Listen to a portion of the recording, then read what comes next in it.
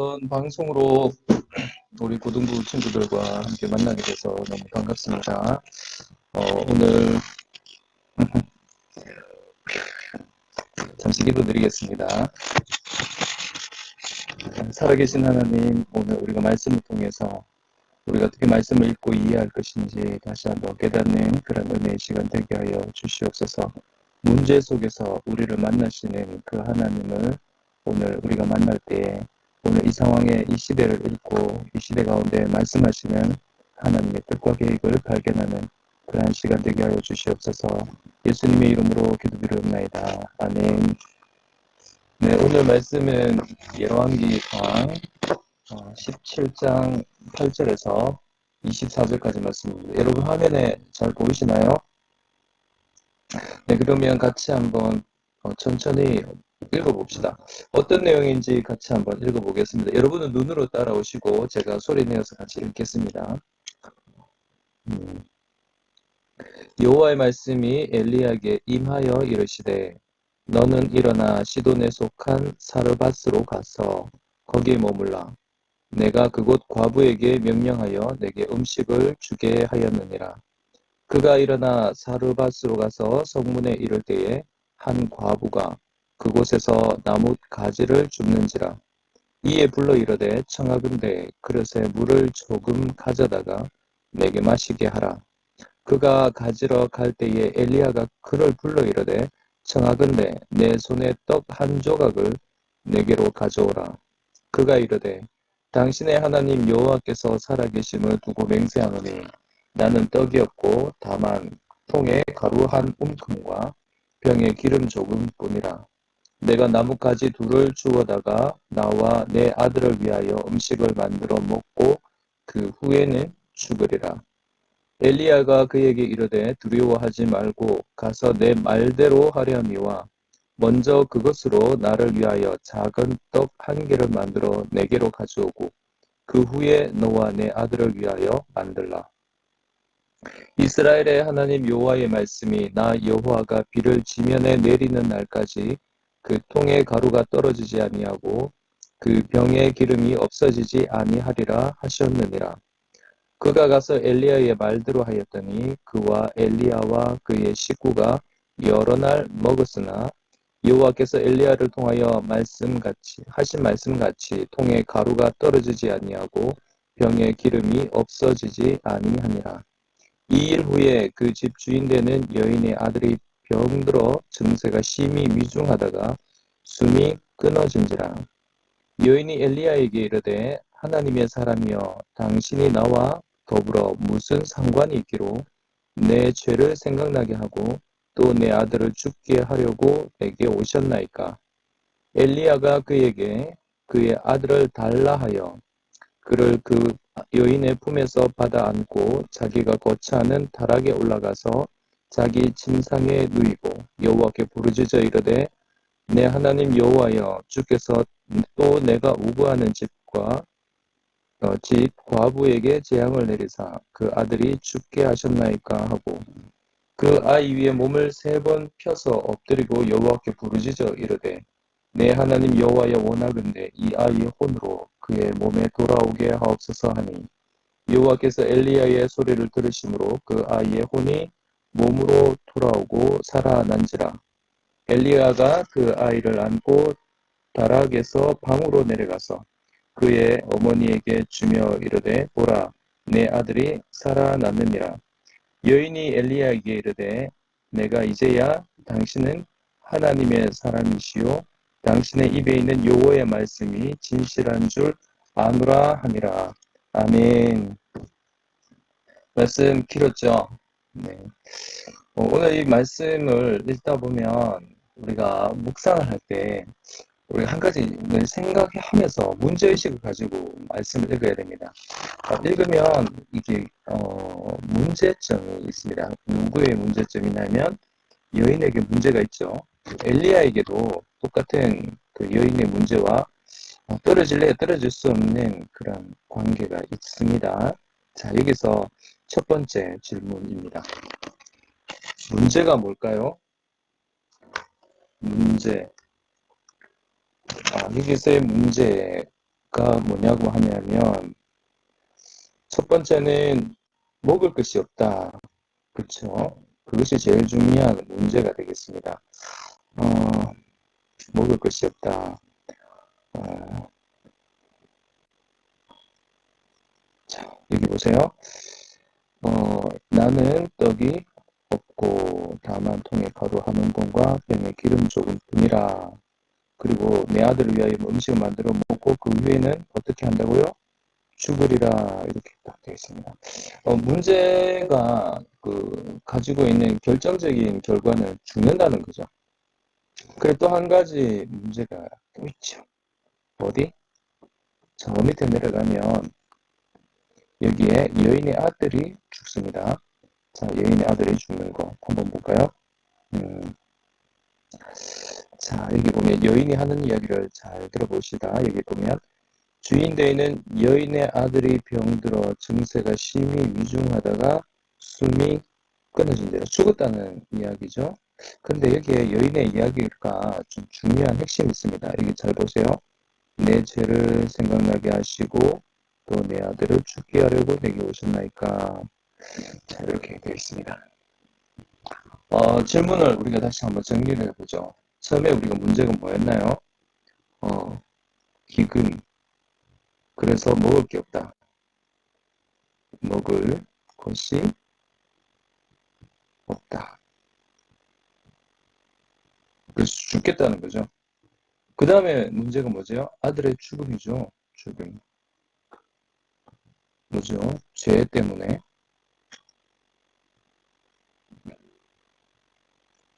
죽이려고 왔습니까? 죽이시려고 왔습니까? 이렇게 이야기했습니다. 사실 여기에 있는 이 말씀은 참 상당히 좀 핵심적이고 중요한 이야기들이 있거든요. 왜 그런가 하면 사람은 그 죽음이라는 그 상황 앞에서는 막상 눈앞에 일어난 기적도 거부하는 그런 상황이 생깁니다. 사실 먹을 것이 없을 때에 하나님의 사람을 통해서 기근이 끝날 때까지 통에 가루가 떨어지지 않고 병에 기름이 떨어지지 않다. 이 정도 해도 여러분 그냥 하나님의 그 놀라운 역사 아니겠습니까? 그리고 그 이전에 하나님께서 미리 우리 본문에 살짝 넘어갔을지 모르겠는데 하나님께서 먼저 명령했다고 이야기합니다. 내가 하나님이죠. 그곳 과부에게 명령했다 이렇게 이야기합니다. 그래서 먼저 명령을 하고 난 다음에 어떻게 만납니까? 이 엘리야가 만나는 거죠. 엘리야를. 근데 그릇에 물을 좀 가져다가 내게 마시게 하라 이렇게 이야기하니까 이 여인이 대부분 알아듣고 만나는 거예요. 만남. 자, 하나님께서 먼저 명령하시고 내 선지자를 만날 것이다 할 때 만났다. 그것만 해도 기적 아니겠습니까? 그런 여러 가지 기적들 속에서도 사람은 근본적으로 뭐 하나님에 대한 그런 믿음이 사실 없다는 거죠. 체험을 해도 그 만남 그리고 기근 속에서의 그 하나님께서 놀라운 그런 기적들. 근데 보세요. 여기 보면 이제야 이렇게 이야기한단 말이에요. 그전에까지는 다 안 믿었다는 겁니다. 문제가 뭐죠? 기근이 있었고 죽음이 있었고 자 일단 이런 묵상을 할 때 기본적으로 문제가 뭔가 이걸 먼저 우리가 살펴봐야 됩니다. 자, 이 문제를 해결하기 위해서는 반드시 해야 한 일이 있었습니다. 문제 해결을 위해서 무엇을 했을까요? 자, 첫 번째 기근에 이 먹을 것을 달라고 할 때 이때 먼저 제사장이 선지자에게 달라 했죠. 그때 여인은 뭐를 합니까? 먼저 어떻게 해요? 내어드림. 예, 맞아요. 선생님들 중에 벌써 한 단어가 생각났을 줄 압니다. 맞죠? 순종. 네. 문제 해결을 위해서 뭘 했냐면 이 사르밧과부는 이 하나님의 사람의 말에 그냥 그대로 순종했다. 이게 이제 보여집니다. 자, 그 다음에 이제 자기 아들의 죽음에 대해서도 죽었으면 끝이 나잖아요. 그런데 여기 보면 이 아들의 품에서, 여인의 품에서 이렇게 아들을 달라 이렇게 할 때 그를 여인의 품에서 받아 안고 자기가 거쳐가는 다락방에 올라갔다 이렇게 이야기합니다. 아들을 달라 할 때도 이때도 아들을 어떻게 해요? 아들을 내어드린. 사실 땅에 묻어야 될 사람을 어디로요? 네, 선지자 하나님의 사람에게 보냈다. 이거죠. 사실 이 문제는 굉장히 엄청나고 힘든 그런 상황이지만 여인은 이 문제를 그냥 굉장히 단순하게 이렇게 하는 것 같습니다. 어떻게 해요? 그냥 달라는 대로 내드리고 먼저 달라 해도 내드리고 이렇게 이제 했다는 거죠. 근데 오늘 여기에 있는 이 문제가 왜 일어났을까? 이걸 우리가 이제 살펴봐야 되지 않겠습니까? 오늘 우리 주제는 하나님이 왜 우리에게 문제, 어려움 주실까? 이거거든요.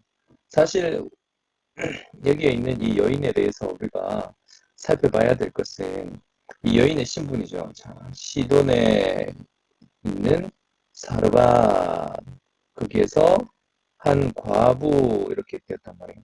시돈이라는 곳은 항구가 있는 곳인데 돈이 굉장히 많고 우상도 많고 그게 굉장히 또 음란한 그러한 곳입니다. 우상이 많다 하면 여러분 기본적으로 음란하다 그렇게 생각하시면 돼요.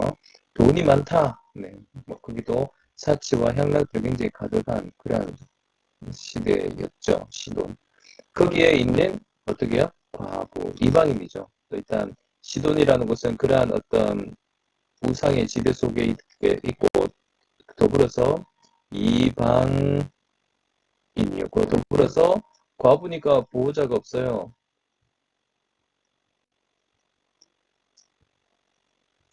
또 여자였어요. 여자라는 그 당시의 여자 이렇게 이야기하면 오늘날로 말하면 지금 여성분들은 좀 기분이 나쁠 수도 있겠지만 인구 개수에도 들어가지 않았습니다. 자, 시돈에 산다. 이 뜻이 뭐죠? 죄의 도시에 살고 있다. 이렇게 한번 봅시다. 여기를 한번 볼까요? 시돈에 살고 있다. 이 말은 어떤 뜻이냐면 시돈에 살고 있다. 이 말은 죄의 도시에 살고 있는 사람. 다시 말씀드리면 이 죄다라고 하는 것은 우상, 그러니까 하나님의 법을 떠나는 거죠. 하나님의 법을 떠난 땅에 살고 있다는 거예요. 이방인이라고 하는 것은 뭐죠? 이방인이라고 하는 것은 하나님과 상관없는 그런 사람이죠. 또 여자라고 하는 것은 또 무엇을 의미할까요? 여자는 권리가 없어요. 네. 법적인 그런 권리가 없습니다. 과부라고 합니다. 남편이 없다는 거죠. 보호가 없는 그런 상황이었습니다. 게다가 이제 아들이 죽었다고 하면 또 상속도 다 없어지니까 이 여자는 이제 지금 현재 아무것도 남아있지 않는 그런 상황입니다. 자, 오늘 여기에 있는 그 핵심은 여자의 신분을 여러분 꿰뚫어 봐야 됩니다. 시돈에 살고 있다, 이방인이다, 여자다, 과부다. 뭐 이렇게 이제 살펴볼 수 있겠습니다. 근데 이제 중요한 것은 이 어려움 속에서 여인이 뭐라 했습니까? 순종했어요. 순종했는데 이 여인이 하나님과 이 여인의 그 관계가 밀접했느냐? 그런 것도 아니에요. 하나님과 이 과부의 시돈에 사는 이 이방인 과부는 서로 밀접한 그런 관계가 아니고 굉장히 좀 거리가 좀 멀리 떨어져 있는 그런 관계란 말이에요. 그런데 왜 오늘 여기에 있는 이 본문이 중요한가라는 것입니다. 그것은 바로 이 여인이 고백한 그 신앙 때문에 그렇습니다. 여인이 고백한 신앙을 우리가 잠깐 본문을 한번 보겠습니다. 자, 24절 말씀 제가 형광펜 해드릴 테니까 같이 한번 읽어보겠습니다. 여인이 엘리야에게 이르되 내가 이제야 그 다음에 당신은 하나님의 사람이시요 당신의 입에 있는 여호와의 말씀이 진실한 줄 아노라 이렇게 이야기를 하고 있습니다. 여기 있는 이 말은 당신은 하나님의 사람이요 당신의 입에 있는 여호와의 말씀이 진실한 줄 아노라. 그러니까 이 말은 간단하게 이야기하면 엘리야가 이렇게 있다. 엘리야가 이렇게 있으면 엘리야를 통해서 이 여인은 뭘 봤나요? 이 여인은 하나님입니다. 사실 이것은 구약에서 아주 중요한 의미를 갖고 있는데요. 출애굽기 19장 6절을 보면 하나님께서 이 이스라엘에게 어떤 사명을 줬습니다. 무슨 사명을 주셨냐면 너희는 이방 나라의 제사장 나라가 되라 이렇게 이야기합니다. 제사장 나라. 그러니까 이방인들이 이 이스라엘 백성들을 통해서 하나님께로 간다는 거예요. 굉장히 중요한 의미가 있죠. 자, 이런 그 사명을 주셨습니다. 사명. 이스라엘에게 주신 사명입니다. 이스라엘에게 주신 사명이 뭐라고요? 너희들의 모습을 통해서 이방 백성들이 하나님께로 간다는 거예요. 근데 중요한 게 있습니다. 이스라엘 백성들은 지금 이때 당시에는 하나님을 안 믿었습니다. 심지어 하나님이라고 부르는 그 용어가 바알이었거든요. 굉장히 놀랐죠. 바알이시오라고 하면 가나안의 하나님, 가나안의 신이기도 하지만 또 여호와 하나님을 부를 때도 바알이시오 이렇게 불렀다는 거죠. 그러다가 막 혼란스럽게 부르다가 하나님이 가나안 신의 어느 한 신인갑다 이 정도까지 떨어진 거예요. 그래서 이 엘리야와 또 850명이 되는 이 바알과 아스라의 제사장이 한판 붙었던 싸움 여러분 아시죠? 그 싸움 이후에 이게 일어난 거예요. 제사장 나라 이스라엘 백성들은 사명을 잃어버렸습니다. 어떻게 하나님을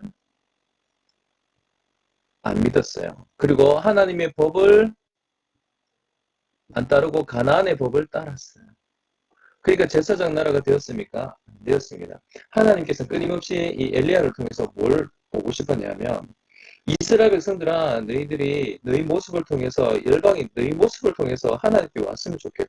이걸 보고 싶었던 거예요. 근데 그러한 완벽한 고백이 어디 있느냐? 바로 17장 24절에 있는 거예요. 여인이 엘리야에게 이르되 이제야 당신은 하나님의 사람이요 당신의 입에 있는 여호와의 말씀이 진실인 줄 아노라 이렇게 이야기를 했다는 겁니다. 본문이 그래요.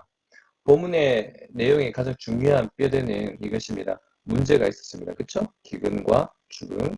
그리고 문제를 해결을 위해서 이 여인은 하나님의 말씀 그리고 하나님의 사람의 말씀을 무조건 다 순종했어요. 근데 이 여인은 하나님과 관계 속에서는 도저히 같이 있을 수 없는 사람이었는데 결국 하나님께서 뭘 회복하셨습니까? 이스라엘 백성들의 사명은 이거야! 라고 이렇게 이제 하셨다는 거죠. 자, 오늘 그러면 오늘 이 문제 본문을 통해서 우리가 조금 더 살펴볼 것은 그러면 왜 하나님께서 문제를 주셨죠? 그냥 이 여인에게 그냥 하나님이 잠이 있는 사람이다 이렇게 딱 소개하면 되는데 왜 이렇게 하셨을까요? 그것은 이유가 있습니다. 무슨 이유냐? 기근은 인간이 피할 수 없는 어쩔 수 없는 그런 어려움입니다.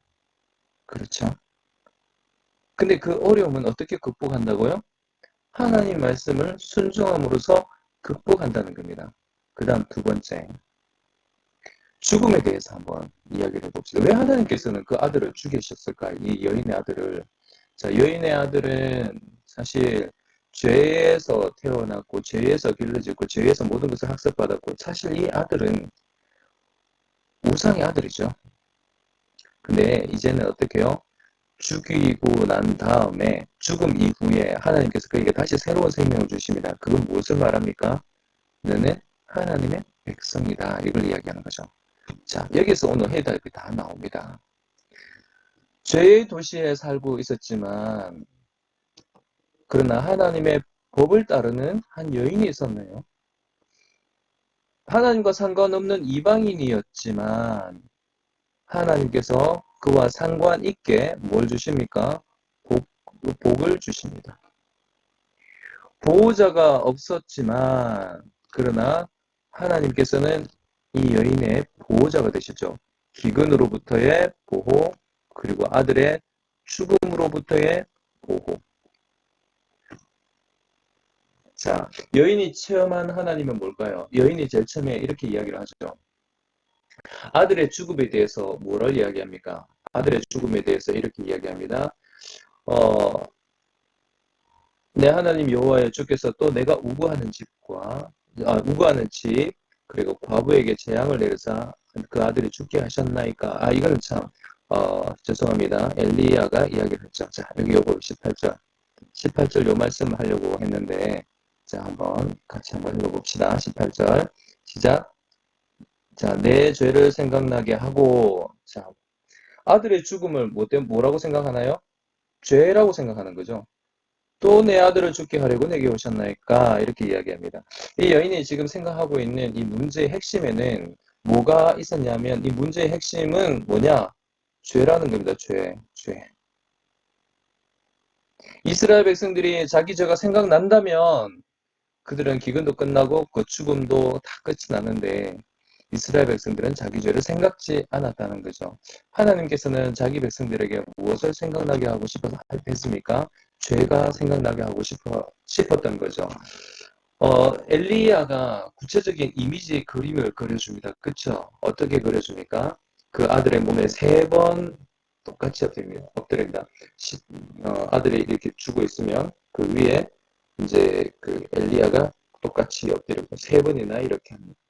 죄를 덮어주시는 하나님의 모습, 그리고 자녀를 다시 주시는 그러한 하나님, 그리고 어떻게 해요? 내가 너를 지켜주는 보호자가 되겠다 하는 그런 하나님의 모습을, 하나님 뜻을 알게 해주셨습니다. 결론입니다. 왜 기근을 주시고 문제를 만나게 하셨습니까? 하나님께서는 이 모든 문제 속에 이 어려움 속에서 자기 자녀를 찾기 위해서죠. 하나님은 그 문제 앞에서 하나님의 통치를 따르는 백성이 어디일까? 이 문제 앞에 하나님의 통치, 하나님 법을 따르는 하나님께 순종하는 사람은 누가 있는가? 문제가 없을 때는 다 똑같이 하나님을 잘 섬기는 자녀처럼 보이지만 문제가 생기면요, 달라진다는 겁니다. 네. 문제가 생기면은 드러난다는 겁니다. 하나님께서는 이 심판 중에 무엇을 보고 싶었냐면, 심판 중에 하나님의 구원이라는 이 긍휼도 함께 가지고 있다는 것을 알아야 됩니다. 문제를 왜 주실까요? 문제를 주시는 이유는 우리의 믿음이 진짜인가? 하나님 백성이라고 하지만 실질적으로 하나님을 따르지 않고, 하나님의 자녀라고 하지만 하나님보다 훨씬 더 먼 그런 이방인과 똑같은 그러한 삶을 살고 있는 그러한 자들을 보여주시려고 했던 겁니다. 죄악의 도시에 있는 과부는 하나님 말씀에 순종해서 그는 기근을 넘기고 죽음에서 어떻게 구원을 받죠. 그런 하나님의 백성들은 어떻게 해요? 그 기근 속에 계속해서 고난을 받고 또 계속해서 그 죽음에서 돌아오지 않는 그 하나님의 안타까운 마음을 오늘 본문에서 보여주셨습니다. 오늘 말씀 묵상하는 방법에 대해서 이제 얘기를 했는데요. 말씀을 여러분 읽다가 혹시 이게 문제가 뭘까? 그 문제점을 찾아보시고, 또 이 문제를 해결하기 위해서 이 주인공은 무엇을 했지? 그걸 한번 찾아보세요. 그리고 여러분 곰곰이 한번 생각해 보시기 바랍니다. 왜 문제점을 주셨을까? 그때를 곰곰이 이렇게 생각하고 묵상하다 보면 훨씬 더 깊이 있고 깊은 하나님의 은혜를 만날 것입니다. 오늘 이 본문은 우리가 묵상하면서 이걸 하나 깨달았으면 좋겠습니다. 요즘도 지금 그 코로나 이것 때문에 사람이 어쩔 수 없는 그런 어려움이 이렇게 왔잖아요. 또 예배해야 할 그런 시간과 또 장소에 우리가 접근할 수 없는 그런 시대가 오늘 우리에게 왔습니다. 정말 그것이 전쟁이 오거나 공산당이 뭐 이렇게 점령하거나 뭐 그러면 뭐 오겠다 생각했는데 이렇게 된다는 것은 전혀 생각도 못했는데 이러할 때일수록 우리가 더 하나님 의지하고 이 두려움을 이겨내는 그런 사람들이 되었으면 좋겠습니다. 오늘 여기 본문의 말씀도 거기에 있네요. 두려워하지 말고 두려워하지 말라 이렇게 이제 말씀을 하셨는데 결국은 이 고난과 어려움 속에서는 우리가 사실 그 두려워하게 되어 있습니다. 불안하게 되어 있습니다. 그러나 하나님을 더 붙들면 하나님의 법을 따르고 하나님께 더 의지하면 하나님께서 우리에게 위로를 주신다는 것이죠. 그것을 좀 깨달았으면 좋겠습니다. 또 한 가지, 이러한 어려울 때일수록 우리의 모습을 통해서 하나님을 보여줄 수 있는 그런 사명을 감당했으면 좋겠습니다. 영적 이스라엘이 병들고 죄가 많아진다면 사실 우리가 다 이 엘리야의 시대에 있던 그러한 이스라엘 백성들처럼 탐욕과 우상과 또 우상의 그 가치관 속에서 뭐가 죄인지도 모르고 그냥 살아가는 그런 사람이 되지 않을까. 그걸 더 두려워하는 그런 사람이 되었으면 좋겠습니다. 오늘 뭐 처음이었어. 좀 횡성수설 한 것 같은 느낌도 듭니다. 사실 이렇게 바빴어요. 이렇게 만질 것도 많고 그러네요.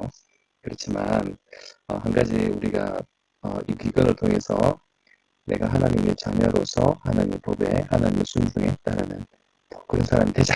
이 말씀 꼭 붙들기 바랍니다. 잠깐 기도하겠습니다. 살아계신 하나님 은혜를 감사합니다. 오늘 비록 처음 방송이지만 기쁘고 떨리는 마음으로 이렇게 만났습니다. 무엇보다도 하나님 말씀을 통해서 이 시대를 다시 한번 다음과 같습니다. 네, 죄송합니다. 하나님의 말씀을 통해서 우리가 더 하나님 앞에 엎드리며 나아갈 수 있는 사람이 되게 하여 주시옵소서. 문제를 통해서 하나님 문제가 우리 일상생활에서 두려움이 아니라 문제 속에 두려워하지 말라라고 하신 그 예수님의 음성을 더 우리가 신뢰하며 따라가게 하여 주시옵소서. 우리가 하나님을 믿는다 그렇게 말을 하고 있지만 그러나 오늘 이 사르밧에 있는 한 과부처럼 우리의 삶과 믿음의 고백으로 우리의 순종으로 진정으로 우리의 신앙을 하나님 앞에 드러내는 그런 믿음의 사람 되게 하여 주시옵소서. 예수님의 이름으로 기도드리옵나이다. 아멘. 네, 수고하셨습니다. 다음에 또 만나겠습니다.